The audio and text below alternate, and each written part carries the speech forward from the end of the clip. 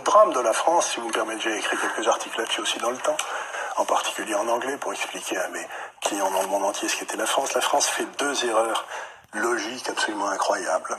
La première, c'est de penser que ceux qui ont fait les meilleures études sont les plus intelligents. C'est pas vrai du tout. Mais c'est très difficile à faire admettre. C'est très difficile à faire admettre, mais ça, là, quand j'étais dans mon université aux États-Unis, j'avais un professeur que j'aimais beaucoup qui nous avait un jour posé la question: pourquoi croyez-vous qu'on cherche à vous embaucher? Vous savez, j'étais dans une business school. Oui. Et on avait tous dit, mais il est idiot ce gars-là, quoi.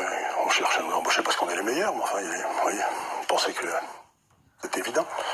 Il nous a dit non, pas du tout. C'est que vous avez suivi des études, j'avais 27-28 ans avant, et donc ça montre que vous n'avez aucun caractère. Si vous avez eu le moindre caractère, il y a longtemps que vous auriez créé votre entreprise.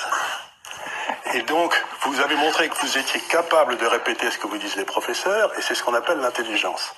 Mais ça n'a rien à voir avec l'intelligence. Dans la vie de tous les jours. C'est comme les officiers d'état-major, si vous voulez.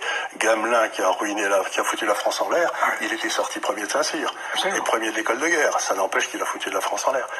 Donc, première erreur, intelligence égale études. C'est pas vrai. Deuxième erreur, c'est de penser que parce que vous avez fait les meilleures études, vous êtes le plus à même de prendre des décisions.